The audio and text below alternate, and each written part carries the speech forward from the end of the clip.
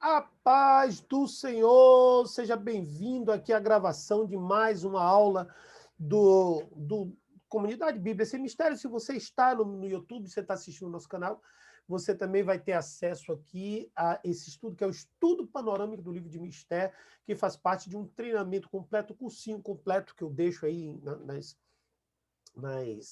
que eu deixo aí na sua...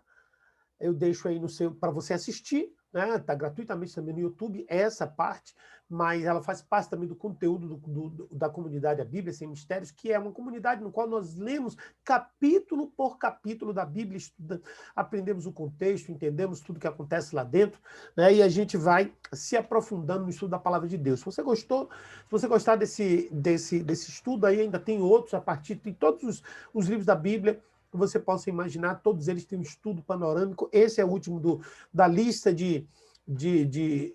da lista de transmissão, né, dessa lista de preferências, que chama-se Panorama dos Livros Históricos, e também tem o Panorama da Torá, tem também o Panorama dos livros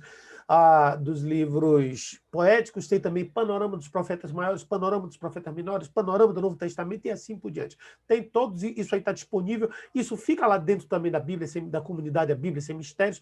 Nessa comunidade, nós estudamos cada capítulo da Bíblia, contexto, nós estudamos no idioma original, palavras que são importantes no idioma original, nós estudamos os três conceitos de logos, telos e rema. Logos, a palavra propriamente dita, telos, para quem foi escrita, e rema, falando conosco diretamente dentro do nosso contexto, e as lições que podem ser tiradas para as nossas próprias vidas. Mas eu não estou aqui para falar da Bíblia Sem Mistérios, eu estou aqui para falar para vocês do livro de Esté, o panorama, como ele foi escrito, quando ele foi escrito, para quem ele foi escrito.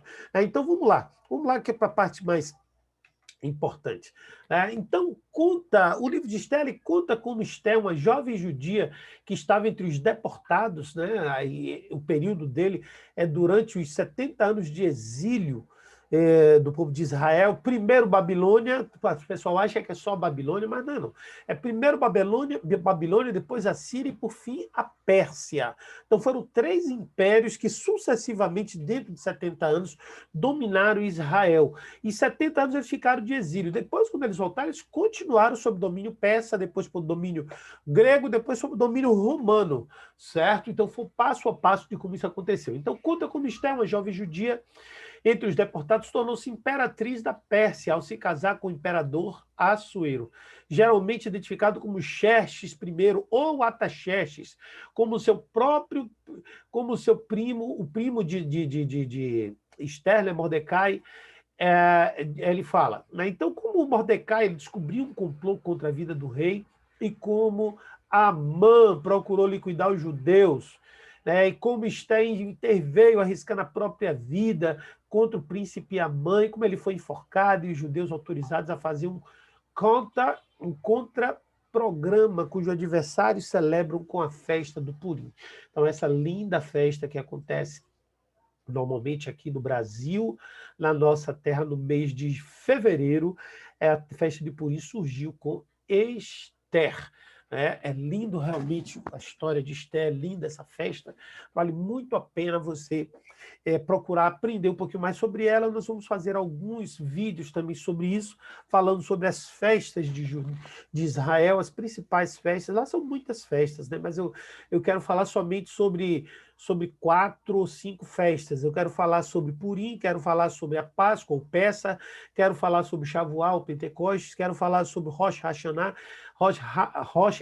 que é o ano novo deles, e sobre a festa, então são 6, festa das cabanas, ou Sukkot, ou também chamada de tabernáculos, e sobre o Hanukkah, né? Então eu quero falar sobre essas 6 festas, vou fazer um vídeo sobre cada, vai ser muito interessante.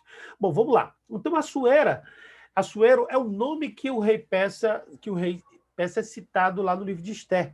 E ele designa na Bíblia aquele que na história profana se conhece por Xerxes. Então você vai encontrar no hebraico o nome Xerxes, mas na Bíblia você vai encontrar ele como Assuero. No seu tempo, entre 485 e 465 a.C., o território persa se estendia do Levante até a Índia, até o poente na Etiópia. Então era uma coisa muito gigantesca. A residência do monarca encontrava-se em Suzã, a antiga cidade onde se desenvolve integralmente a ação dramática do relato. Em meio a um grau de desenvolvimento de luxo oriental, Assuero repudia a sua esposa, a rainha Vasti, ou Vasti, né? E a substitui por Esther, uma belíssima jovem judia, sobrinha e pupila de Mordecai, ou Mardoqueu. Né? Esther, o nome dela original hebraico era Hadassah. Entre este e o amalequita Amã, primeiro-ministro do império, surge um grave conflito que culmina para a ordem real enviada a cada uma das províncias da Pérsia, no sentido de que se destruíssem, matassem, aniquilassem de vez todos os judeus e moços e velhos, crianças e mulheres, num só dia. Há um detalhe interessante sobre Amã: ele era amalequita. No texto traz como ele era agagita de origem de Agag, de Amaleque, antigos inimigos do povo de Israel. Agag fora aquele mesmo rei que Saul recebeu a ordem para matar, destruir tudo, e ele não o fez. Olha o resultado que deu Amã. Não fez isso, Amã conseguiu surgir aí para ameaçar o povo de Deus novamente. Porém, Mordecai, que em uma ocasião já havia salvado a vida de Assuero, também agora, com a ajuda de Esther, consegue livrar o seu povo da destruição decretada. Amã, o inimigo dos judeus, foi enforcado. E depois os judeus mataram a golpes de espada todos os que os odiavam. Inclusive a própria Esther instigou a que também os 10 filhos de Amã fossem enforcados. A história conclui com a instituição da festa de Purim, celebrada nos dias 14 e 15 do mês de Adar, entre fevereiro e março. Tem alguns detalhes que eu gostaria de gravar alguns vídeos, né, sobre a história de Israel, por exemplo, sobre o Holocausto, que disse que o próprio país, a Alemanha, ele tem uma origem amalequita, e teve um desses generais que, ao ser condenado à morte no tribunal de Nuremberg, ele citou isso: Amã vive, é uma coisa terrível. Depois a gente grava um vídeo sobre isso. A origem de Esther pode remontar provavelmente ao final do período persa, em mais ou menos até a metade do século IV a.C. É possível que o livro tenha sido escrito fora da Palestina, e que tivesse como propósito demonstrar que a festa do Purim se baseava em uma história de libertação do povo judeu. E do mesmo modo que a Páscoa tinha o fundamento da história de libertação do povo da escravidão do Egito, aliás, o livro desenvolve-se em torno de 3 festas, né, e suas consequências. A primeira, a festa de Assuero, do capítulo 1 ao 4, a segunda, a festa que Esther faz, e finalmente a festa de Purim. Então são essas 3 festas que você inclui ali dentro do livro. A leitura do livro de Esther é de fácil leitura, porém coloca problemas de difícil solução. O fato é que o nome de Deus nunca é mencionado explicitamente. Na verdade, isso é uma visão cristã.